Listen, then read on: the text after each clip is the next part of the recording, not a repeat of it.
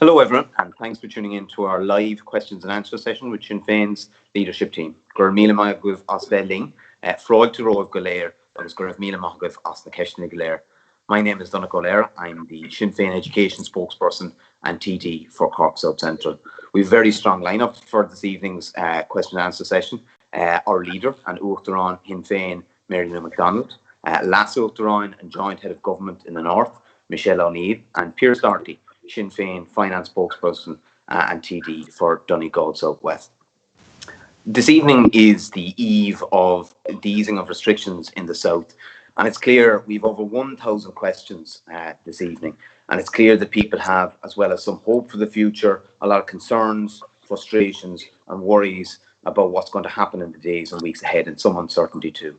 So with that many questions, we're not going to get to them all, but if they're not answered, we have a dedicated team to get back to you. And obviously, with that number of questions, we'd be anxious to dive straight into it. So I'm going to start with some questions for our leader, Mary Lou McDonald. Two questions here. One that I know is a huge issue. I've been contacted on it in relation to women returning from maternity leave who are excluded from the temporary COVID-19 wage subsidy scheme, even though they're technically employees. Another question from Karen, who's worried her husband is returning to work on Monday, but she's afraid that he will bring the virus home. She's a high-risk individual. Well, Gurmaya got Donnchadh agus Fáil Shélig. Thank you for joining us this evening. Those are two very important questions, Donnchadh, that have been raised with us. Let me start with the first one first, around those workers who have been out on maternity leave in receipt of maternity benefit and who find themselves excluded from the income support, the wage support scheme that the government introduced. This is obviously unfair. I mean, you don't need me to tell you that to discriminate against a person because they have been on leave to have their baby, to discriminate against them in any way when they come back is unfair. I know many people have questioned whether or not it also breaches the spirit and the letter of all of the equality legislation. So anyway, long story short, this needs to be fixed. I have written to all of the party leaders, including the Taoiseach, and Pearse has been in touch with Paschal Donoghue, the minister. We have set out for them our very clear view that the scheme can be amended, but on an administrative basis. What I mean by that is the government are saying to us, Donnchadh, well, this is terrible for these workers, but we can't do anything because we need new legislation. That's not actually true, because the government on a previous occasion actually made a change to this scheme when they raised, do you remember, from 70% of income protection to 85%. So they can do it. They did it before and we want them to do it again. So they instruct the Revenue Commission to alter the scheme to ensure that these workers aren't excluded and aren't discriminated against. And then at a later date, the amendment to the legislation can be made. And for us, that's just a common sense way to proceed. And I have to be honest with you, I'm a little bit at a loss as to why they haven't just done this. I mean, why cause that kind of distress for families, for the woman and her whole family circle, the partner or spouse who just have a new baby in their home? Why cause that level of hardship? And obviously for us as women, we won't tolerate any form of exclusion or discrimination. You know, those days are over. So it can be fixed, and we've written to government and we're insisting that it's fixed quickly. The second question, I think, is equally critical now as we open up across the island to some form of easing of the public health restrictions. We have to be safe. Workers have to know when they go to work that they are safe, whether that's in the provision of personal protective equipment, whether that's in ensuring that rostering is done correctly, so that the social distancing, that physical distancing can be respected, whether it's ensuring that you have adequate wash-up facilities, plenty of warm water and soap and all of that. And I can really understand people's concerns as their loved one their partner or their son or daughter might be returning to work tomorrow, because there is a real worry. Will this person be safe? And then the other worry, are they going to bring the virus home?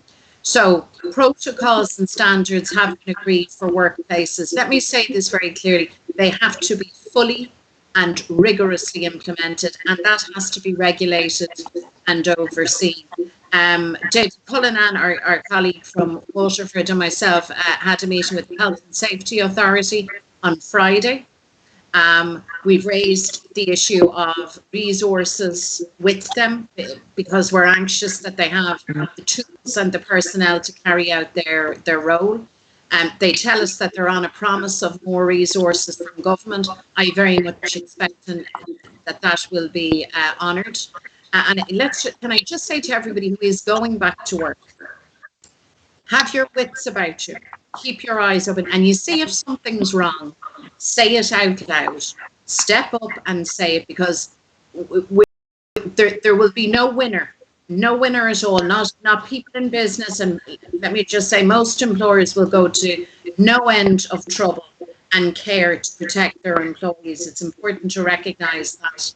Others, unfortunately, won't, but there's no winner if the proper safety and protection measures aren't in place. So people shouldn't be shy about that. It's the only way that we're going to really build confidence in our capacity to exit and in our capacity to get people back to work. So a lot hinges on public confidence that we don't just have guidelines gathering dust on a shelf somewhere, but that in construction sites and factory floors and every other setting, that people are genuinely safe. And then their people at home, their family at home will have that sense of confidence. So it's steady as we go. I know these measures have been really hard. Everybody wants to get back to work. I totally get that. We have to get back to work. We need to support workers, families and businesses to make that happen. But it absolutely has to be safe. So where the rules and the standards aren't being met, people need to say that out loud. You need to use the relevant phone lines and the mechanisms in your workplace to blow the whistle, if you like, and to make sure that you are actually safe. That's what this is all about. Absolutely. And I think if we're to move from phase to phase, the safety of employees is going to be crucial. And I think that also trade unions probably have a key role to play in the coming weeks and months as well. Michelle, I have a question in here from Paul, and obviously the executive, it's roadmap last week. So Paul just wants to know what that's going to mean and what it's going to mean for him and his community. I have a number of other questions as well. BBC reported in April that a pilot scheme for test and trace would begin the following week. And I want to ask, or Elizabeth wants to ask you what your view of that is. And there's also a question here in relation to the lack of support for substitute teachers in the north. They haven't been supported under the furlough scheme so far. Yeah, thanks, Donnchadh, and thanks everybody for tuning in. This is important for us because we like to keep in touch with everybody, and we know that people have many questions right now, and we've seen that from the level of questions that have been submitted to us. On the issue of substitute teachers, there's a cohort of teachers that were left out of previous schemes that have been developed, and Sinn Féin have been leading the way in terms of raising this issue. Karen Mullen, who's our education spokesperson in the north, has raised this consistently with the education minister, and I'm fairly confident now that after a lot of deliberation with the finance minister, Conor Murphy, that we're going to see a positive resolution to the issue of substitute teachers, and we'll keep people posted on that in terms of whenever we're able to get that information and get that over the line, because it's important that we support those teachers.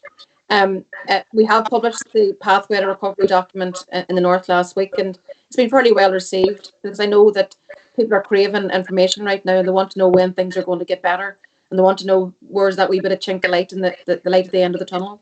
And the Pathway document sets out like 5 steps of how we're going to move our way through this, all the way guided by the science, because remember, we're going to have to live with COVID-19 for some time, and it's important that as we live with it, that we learn to be very safe in work, safe at home, that we make sure that we protect people. So I think that the approach that we've taken is not about being led by dates, it's about being led by the science, but also alongside that, and really importantly, it's really important that we have a full test, trace and isolate system in operation, that we're providing universal testing across the board, that we're focusing on areas like nursing homes, that we're doing all that we can to make sure that we do live safely as you can do with COVID-19 out there in society.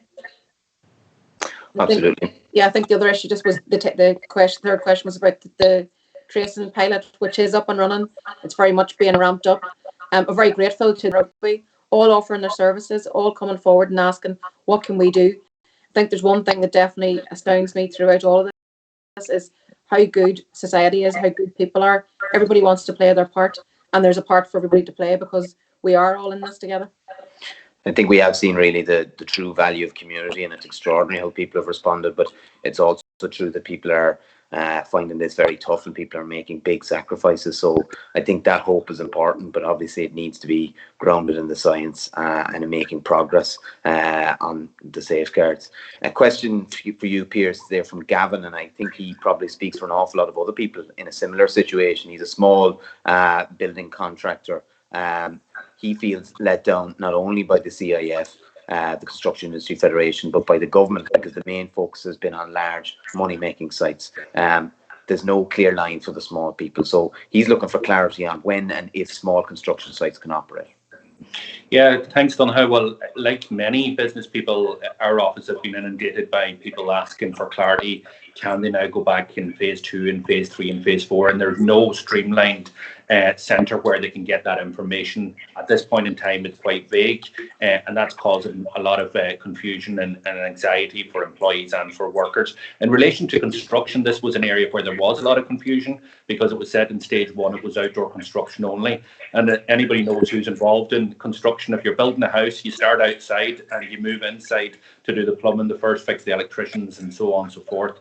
We have had clarity during the week from the Minister that that type of activity is allowed in phase 1, but it is not allowed for new types of construction. So, for example, if you're talking about an extension to a house, then you can't go in and start that in phase 1. But if you're building a new house and you're resuming that type of work, and a part of that is indoors as part of the site, then yes, you can participate in that type of work.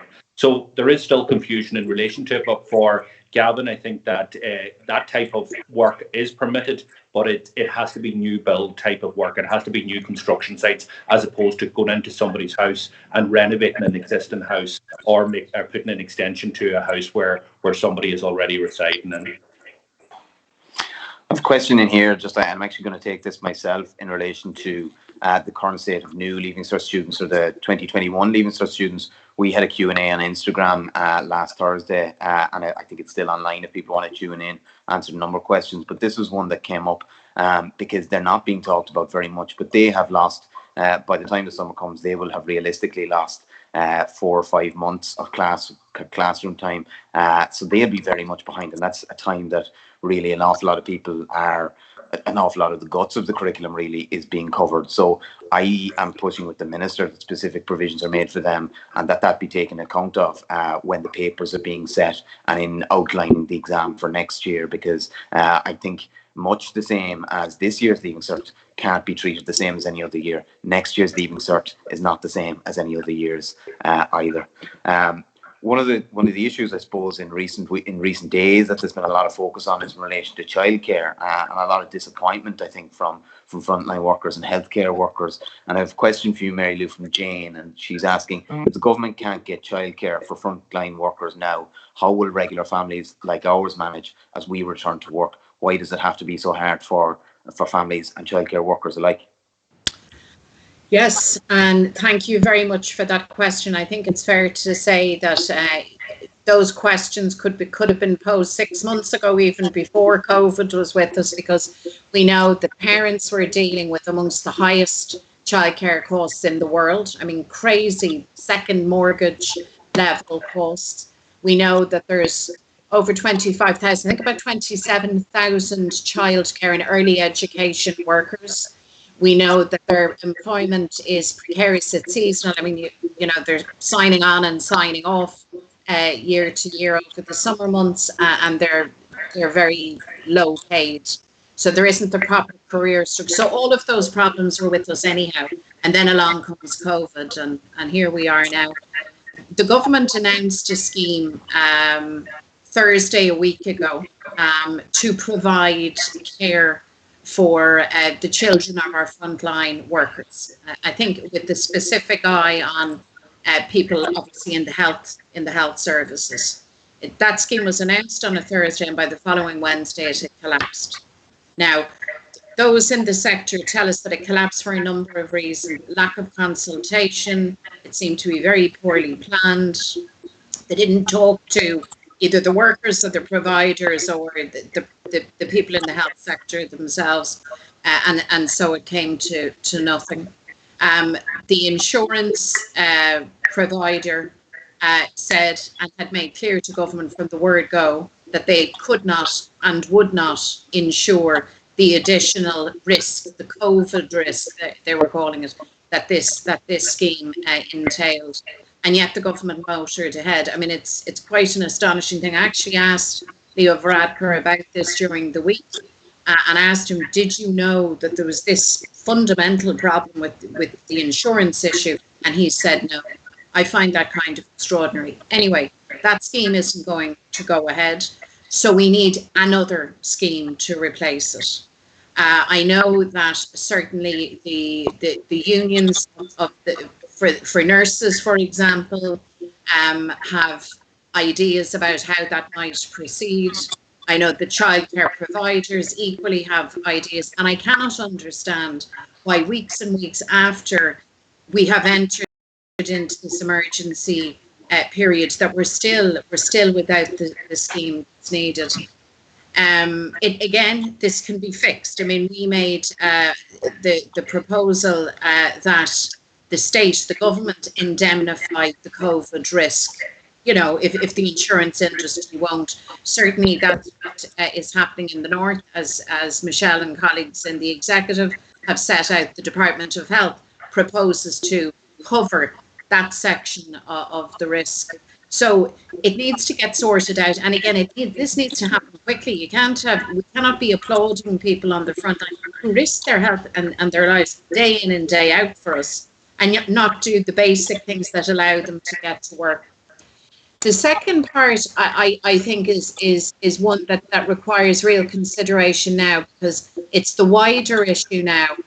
As the economy reawakens and as we try to get people safely back to work, then the issue arises about childcare provision more generally. And I know I've been talking to childcare workers, early education workers and providers, even in my own constituency, and they tell me a number of things. Firstly, they're concerned about the insurance bit. Will they or will they not be covered for COVID risk? Now, Pearse, as ever, is on this issue of the insurance industry. It seems that the COVID risk in childcare settings will be covered. But even with that, providers still ask, well, what's my premium going to look like? Because remember last year, I mean, the premiums went through the roof to the extent that many of the childcare providers were saying, we're not going to be able to open our doors again. And the government had to intervene. I think people will remember that. So there's that issue. There's the issue of space and capacity. Like, you cannot realistically get toddlers and wobblers to physically distance. Do you know what I mean? That's not real. So therefore, the question arises, well, how many children will actually be able to go back into their early educational settings? And the view is that it might be half. So there's a capacity issue. And then there's the issue of cost. I mean, the same chestnut that we were dealing with, that we talked to people in the course of the election about, you know, people have lost their jobs, people have lost income. And there is a real fear, I know, from talking to parents and to families, a huge fear that even if you can overcome every other barrier, how in the name of God are we going to pay for it is the question.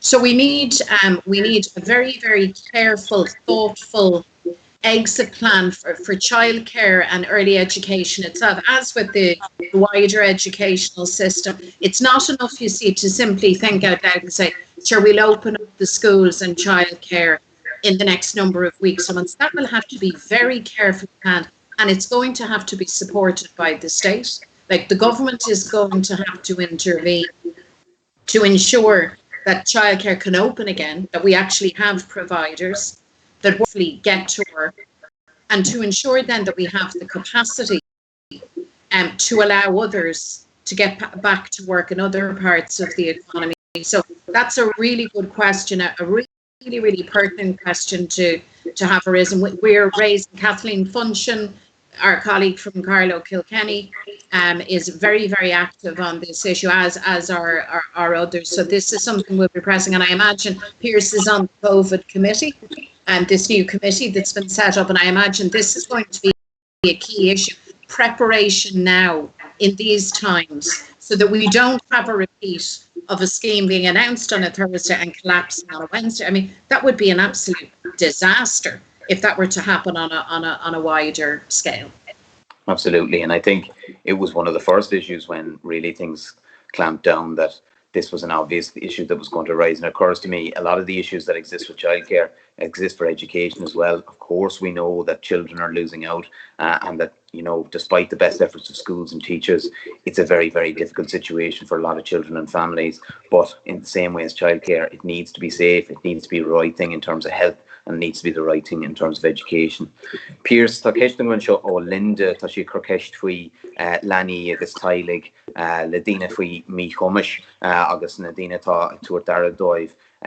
Linda's asking about carers and children and people with disabilities, and saying that families and families like ours have just been forgotten, and that there's real burnout. So when are they going to be given any consideration? Yeah, it's like the childcare scheme as well. About the same time as that was announced, or originally envisaged about 6 or 7 weeks ago, we also heard about SNAs being hired to reach out to children with disabilities. That still hasn't come to fruition. There's some moves taking place this week, but children have gone without that type of support for quite a while.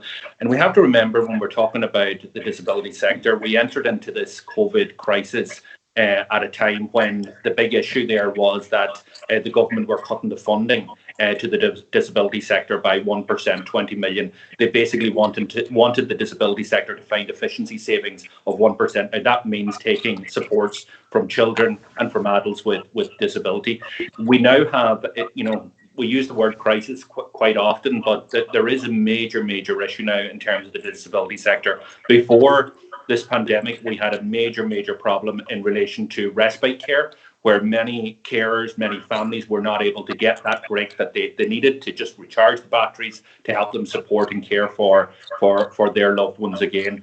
The release valve for many of them was their family, was their parents. That is no longer available as a result of social distancing. So we need to make sure that the number of things happen. First of all, that immediate supports are provided where they can to people with disabilities. The second is we need to make sure that there's a real plan on the other side of this to ramp up the type of respite, because there is a huge pent-up demand there. And the third thing is we need to make sure that funding is provided not just directly to services, but also there's a huge gap now in funding. We've seen it with different services fundraising through the Late Show and other online appeals. But people are not able to be out there rattling the buckets, selling the pins, the usual charity events that people in the community do to raise money for these charities, because of the gap that's there within the state. So the state needs to step in a very serious way.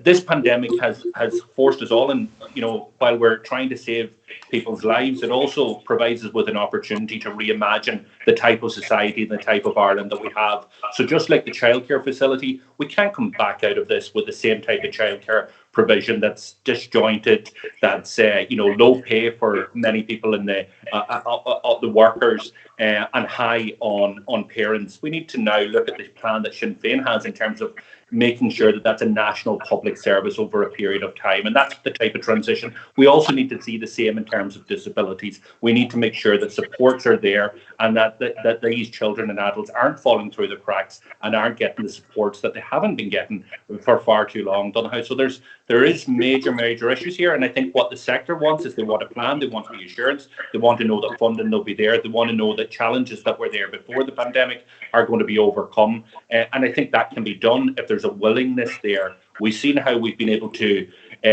make major changes in our health service in a very short period of time. There's huge willingness, there's an appetite there. We can do the same within the disability sector. It shouldn't be taking years or months to try and provide the type of services that are required. Absolutely. I think it's fair to say that in many respects, the government or the state even has abdicated responsibility in terms of disability services over the years. And if ever there was a time to step up to the mark, now is it. Pearse, I'm going to stay with you because I have a few questions on economic issues and employment issues that you might be able to answer. So Fee is asking about the self-employed, saying that self-employed and sole traders are always forgotten about. Ken asking, why are small businesses getting more support in the north and the south? Where does Sinn Féin stand on this? And insurance, and this is an issue that's come up time and time again, Therese saying that small businesses haven't a hope with everything stacked against them. How do we tackle this? Yeah, look, I think this is one of the big issues that we're facing, and this is when we talk about the support that we need to be providing for small businesses and micro businesses, and most of the 160,000 micro businesses are people who are self-employed, who are paying themselves a wage. We need to be taught that really is support for employees as well. And where the government are really falling down is that they're not providing the type of necessary supports that business need to give them the certainty that they'll be able to pick up their tools again or pick up their trade again on the other side of this, or that they'll be able to open their doors and re-employ the workers that they've had to temporarily lay off. Like, we have to remember that when we're dealing with economic crisis, and it is a huge economic challenge, there's no doubt about this, but it's different from other economic challenges. It's not that we allowed credit fueled property bubble to develop. It's not that there's a lack of demand there within the society. It's we forced these companies, these businesses, these traders to down tools, to lock up their doors so that they could keep their families, their community, and the wider society safe. The bills didn't stop coming in. The rent still had to be paid due. The insurance bills were there. There were other overheads, and there's a responsibility on the state to pick up some of those tabs. What we haven't got is the type of scheme that we've been advocating for in the south, which is there in the north, where, for example, Conor Murphy, the finance minister there, our colleague, has provided £10,000 sterling to SMEs. In those in affected sectors such as retail, hospitality, the leisure sector, then you have it's £25,000 sterling grants that are being made available. Now that's not unique to other jurisdictions. The same happens in Germany. Self-employed were provided with €5,000 or €5,000 grant straight away. If you were a small medium enterprise, your support ranged from 9,000 up to 25,000. The same happens in France and Spain and other areas. What we have done in this state is simply not enough. And there are businesses after businesses telling me that it's likely that they will not be able to reopen unless they provide government provides the grant supports that Sinn Féin is advocating. That is the same type of regime that is there in the north. 10,000 for businesses right across the board, a back to business grant, and a 25,000 euro grant for those in the most affected sectors. That's the only way we can be sure that companies and small medium enterprises in West Donegal or West Cork or wherever they're located are able to reopen their door and take their employees back into work. They were good businesses before the pandemic, and they can be good businesses and great businesses after the pandemic. But it will not happen unless we provide the support and liquidity for them. And that includes the self-employed. In the north, for example, there's a scheme there, the hardship fund that caters for those that fall through the cracks. It's important that the self-employed are supported throughout this period as well. And Michelle, actually, that's a good place to bring you in, because we have a question on that, because obviously, the local businesses, small and medium enterprises, they are the lifeblood of the local economy. So we have a question in looking for an update on what the executive is doing and the department in the north is doing to support small and medium enterprises and communities. Yeah, I mean, Pearse is absolutely right. I mean, businesses want to get through this, and I suppose the unfortunate reality is that some people won't make it through. And I think that there's an acknowledgement there, but we need our jobs to try and support all these small, medium businesses to try and get them through this. So some of the grants that we've been able to bring forward have been very useful in targeting those people that need them. So the categories of £10,000 grant, £25,000 grant, and for those people that fall through, didn't get through into those schemes. There's another hardship fund. So there's a whole range of measures there. But of course, there will still be people who will be left out, and we're still trying to work our way through that and trying to plug the gaps, if you like, that have been identified. I think that the fundamental question here is, whenever we come to build the economy in a post-COVID world, I think the serious question for all of us is, what kind of society are we trying to build? And that must be one that gives workers and families a break. And that must be one that looks at, takes on head on these issues that were prevalent before COVID, but are now obviously even more magnified. Those families that are now managing themselves, for example, with maybe having a child with a disability at home, forgoing any support from outside because they can't bring people in for fear of infection. But they're struggling right now to be able to get through this. These are the people that were struggling prior to COVID-19 and who are struggling even more now. So certainly for me, the big conversation that we need to have is what type of society are we building on the other side of this, and how are we going to make sure that we support those people who we've depended on to get us through this, the frontline healthcare workers, those working in our shops, stacking our shelves, those people that are actually on the front line now battling for us. And that needs to be the serious conversation, Donnchadh, I think we need to have. Absolutely. And I think it reflects a point that Pearse made earlier, society can't go back necessarily to the way it was before. We need to move on from this to build a better society. Mary Lou, there's a lot of discussion over the weekend and in recent days and indeed in recent months about government formation, and obviously it's been a source of great frustration to us, the way that things have developed. So I have a number of questions for you that have come in. We've had dozens of questions on this particular issue. Peter asking, what can we do what can we, the people that voted for change, do to stop Fianna Fáil, Fine Gael and the Greens grabbing power for the next 5 years? John asking if we've given up on asking why we're not involved in talks to form a government. We need change, we need you, we voted for you. And Lisa asking, saying that she hopes an election will go ahead because we deserve a leader in the party who are looking out for the people. And I really feel that should be you and your party. I agree with that, certainly. So just to say very directly, Donnchadh, that I think what can we do to stop Fianna Fáil, Fine Gael, the Greens, as the questioner puts it, doing a power grab? I would say fundamentally is to not become demoralised and not to lose hope. You see, the calculation is this, it seems to me, with Fianna Fáil and Fine Gael, and he said during the election, these have held power for now almost a century, and they're not going to loosen their grip, easily or readily. And they see Sinn Féin, and I don't mean this person, I don't mean me or Pearse or you, Donnchadh or Michelle, us as individuals. It's actually the people who vote for us, and they see this momentum for change where people told us in the election. The people came and told us, look, change needs to happen. You're it. Get ready because we want you to drive it. I mean, it was absolutely explicit. People voted for us to be in government. And so now the old two of Fianna Fáil and Fine Gael, as their kind of last throw of the dice, say, right, we have to keep these people out. And they openly brag that this is what they're at, which to me is kind of astonishing from those who would tell you that they are the poster boys for democracy and democratic standards. But anyway, that's what they have chosen to do. And their idea is this.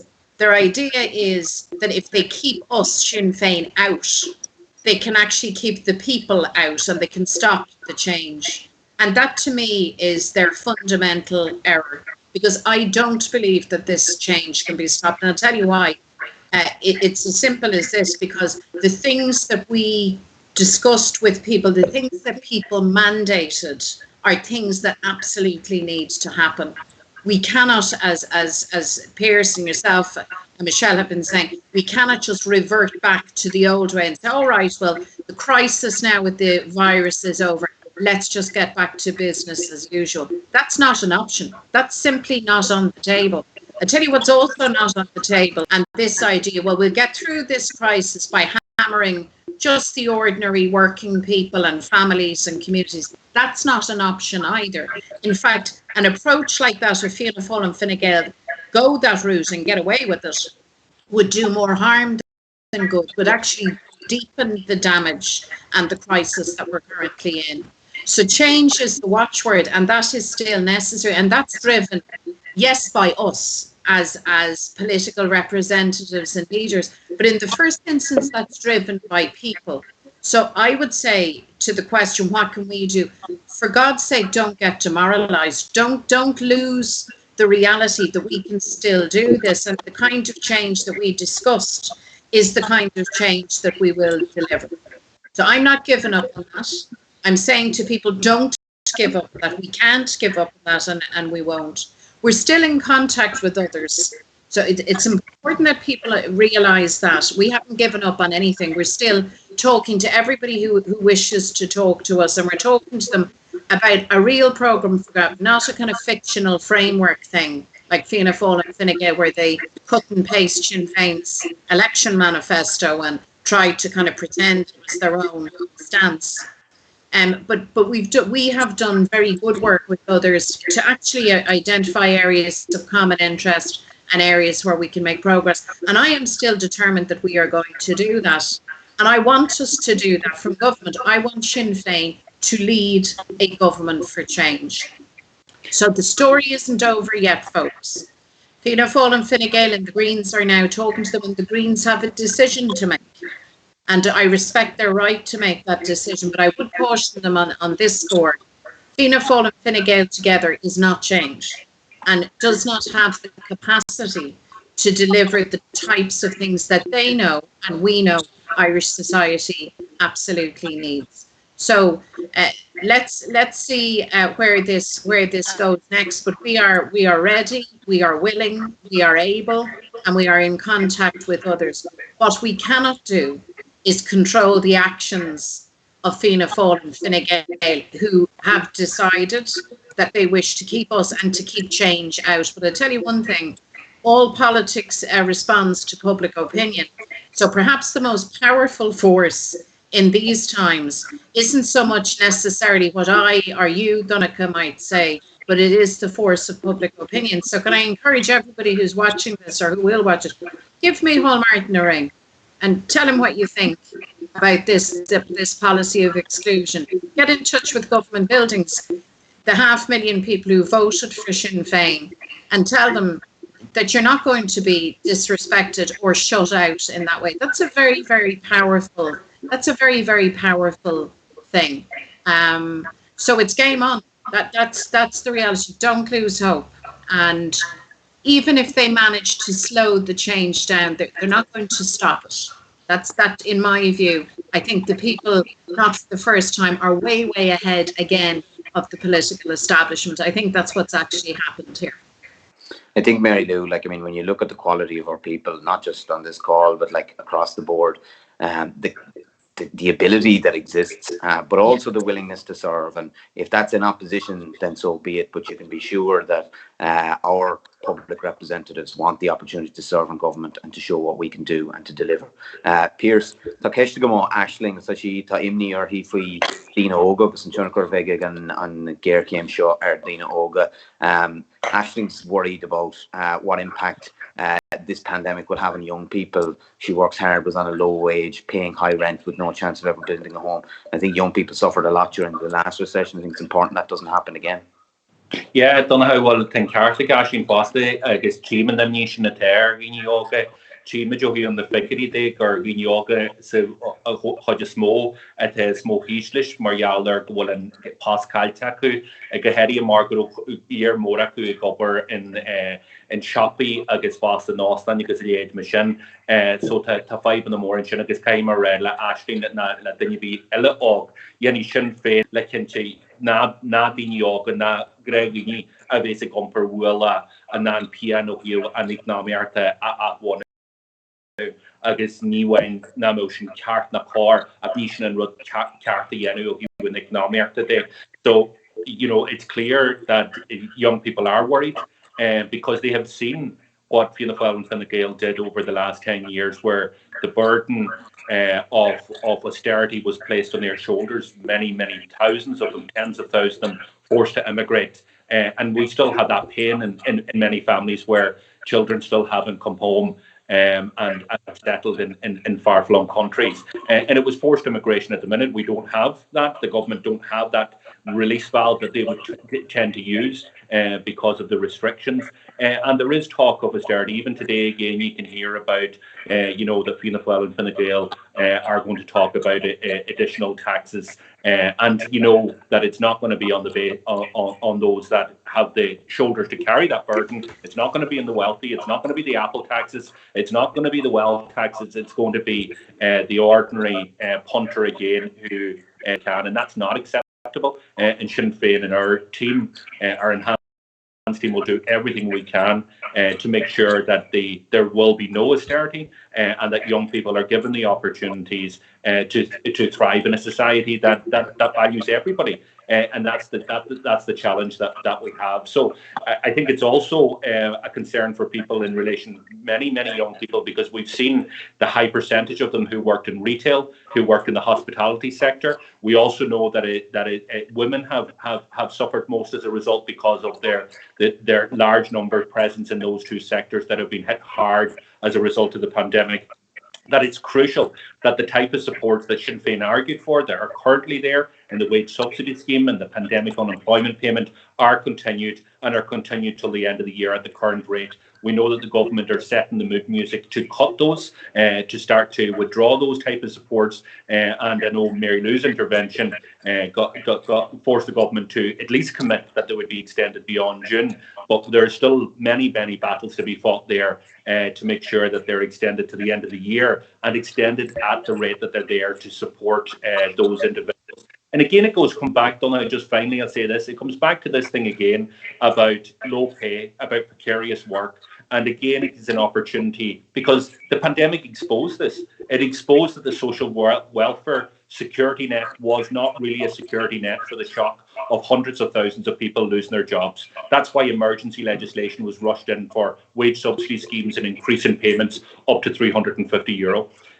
So that is the type of support that we do need in the future, whether it's one person losing their job or 10 people losing their jobs or tens of thousands. You need a better security net. We also need better rights for workers, and that's why a living wage has to be a priority for politicians, and we need to make sure that is delivered within a short period of time. Mary Lou, I have a question here that's just come in from Kellyanne, and it's very topical, and I know Louise O'Reilly has been very vocal on this. She's asking, can we please address why vital life-saving testing is being put on hold? Why are cervical smears not being done? This is putting thousands of women's lives at risk. No early detection, less chance of survival. Yes, and this is a huge cause of concern. On the one hand, you have had people, I suppose, staying away nearly from the health system in terms of emergency departments and GP visits, because of the COVID concerns. But certainly the lack of screening is a matter of huge concern. And it needs to be rectified. You're absolutely correct to say that Louise O'Reilly has been extremely vocal on this, as have others, advocates and activists for people's health. And of course, the cervical screening is one area, breast check another, but equally other screenings for women and for men, life-saving potentially interventions for people's health are absolutely essential. I believe now there needs to be a determination to ensure that screening is carried out. We shouldn't be in a situation where you're reading that for weeks and for a month that no screening has happened. That's dangerous. And there is a worry, and it's been expressed repeatedly, including in the Dáil, that we could be storing up a whole pile of post-COVID hardship and heartache because of this. And so I think the message needs to go out to all of us to actually care for your health. If you are unwell, you do need to see your GP. If you need to attend a hospital with a stroke or heart attack, right, you need to go to a hospital. I'm conscious there's a fear factor, but you need to make sure you attend to it. And then the screening services have to resume. I'm assuming that there will be a considerable backlog now because of these delays. And again, that needs to be resourced. God knows we've enough experience at this stage to understand the value of screening, timely screening, screening and returning those results in a prompt manner to physicians and also to patients. I think that's vitally important. That message goes out there that if people are worried about their health, they need to contact their GP, they need to engage with the healthcare service. I have a final question for you, Michelle, and it's from Aoife, and she's asking, the only way I see us recovering from this is working together. Why is there not more moves to harmonise things north and south and move towards an island-wide healthcare system and a united Ireland? Well, Aoife's a very wise woman, and she makes a good point, because I mean, in terms of, you use COVID as an example, I mean, it just goes to show you like how it just makes such logical sense that we cooperate right across this island. The disease doesn't stop at any artificial border. I mean, it just travels in the same trajectory across this island, impacts on our people in exactly the same way. So we need to tackle it in a joined up way. But the wider point about an all-island health service just makes sense. We've been making this point for long many's a day. You know, the wastage that there is in running two health systems back to back, you know, the cost of even maintaining two separate health services it's just madness. And at a time, I think that where we now need to be thinking about building for that post-COVID world that we've been talking about, this is an area where it just clearly makes sense that what we need is one truly Irish National Health Service that actually serves everybody free at the point of delivery, and that's the health service that Sinn Féin will be working every day to build. I think the case is well made. There are some excellent examples of how we collaborate across the island. Children's heart surgery, for example, you know, one service across the island. It makes sense. It means that people and families get that specialised care. So we need to see a lot more of that. But an Irish National Health Service is where we need to get. I think that's the vision we all aspire to. Unfortunately, folks, and Mary Lou, I'll bring you in for a final word just at the end. We're after running out of time. But while I'm waiting to go, I'll look and you'll catch the stop. Galore, so fresh, Mila Kesh. So Sinn Quidva, a lot of interest, an awful lot of people watching, well over 1,000 questions in at this stage. Our team will get back to people if you've asked a question, if we didn't get to you tonight. So thank you very much for your engagement. This won't be the last, it's not the first. We're going to keep on engaging with people through this crisis. We want to hear from you, we want to talk to you, we want to keep up the conversation. So Mary Lou, I'm going to give you the final word, but I might ask you to answer a question with as well, and it comes from Sorika, and she says, we will be living with the virus for a number of years. Myself and many others believe now is the time to reshape the economy and reprioritise the way we live. I love Ireland and want to raise my family here, but I want a fairer, more caring and stronger country coming out of this crisis. Do you agree? And how can that happen? I think that's a thread that's been through a lot of the contributions. So maybe... Well, hallelujah to that, Aoife. I think all of us here in this conversation share that sentiment. And you know, the public health crisis, this coronavirus, pulled the rug from under all of us. I mean, which of us would have thought for a second 3 months ago that we would be in the circumstances that we are now, that as a measure of last resort, that the economy had to be closed down, that we had to stay in our homes, stay at a distance from our loved ones, do all of these extraordinary things, and yet here we are.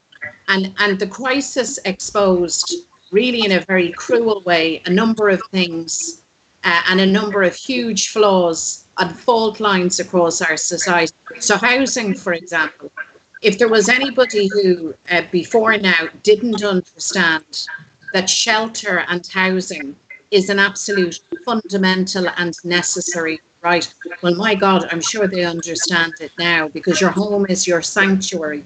It's the place where you keep yourself and your family safe, where you isolate if you have to. So the virus has exposed that in a really, really stark way, I think. And equally, we could point to our health service and the incredible work done at the front line. But let's face it, it's done with in-source. The argument that we had back and forth in the last all around not enough beds, and the government saying, no, we have enough beds. I mean, that's been put to bed, if pardon the pun. So we have two options. It strikes me there's two roads here, and we need to make a choice. The first road, and this will be the instinct of the political establishment, will be to manage the crisis and return to business as usual. That's option A. That's a bad choice, because there is another way, and that is to ensure in these hard times where all of the certainties that we have been turned topsy-turvy, that we actually avail of an opportunity to do exactly what you have described, to recast and reimagine our economy and our society for the better. And I want to emphasize, those of you who know me know, I'm not an pie in the sky kind of person. I'm a very practical person. We're very down to earth, practical people. This isn't some kind of fantasy land. These are real, achievable objectives. The security of a roof over your head, the right to see a doctor and have treatment when you need it, enough money in your pocket so you're not worrying night in and night out that if you get an additional bill that you're going to be in big, big trouble. Secure and decent work, the dignity of good work, to work hard and to deliver. These are the basics, Donnchadh. And yet it is these basic things that we need to get right for us to have our new Ireland. And our ambition is to do that and more with all of you right across the island. So in very difficult times, I think that last question, Donnchadh, actually more eloquently than I could hope to do, sets out actually the challenge for all of us. So challenge accepted. We're on for this. This is what we want, and we want all of you and so many more to be part of this, journey now. But we need to be sure that the right choice is made, and the right choice is for new politics and for change and for a new direction. Okay, thank you very much. So we'll leave it at that, and thank you very much, Deborah. Right, Donnchadh.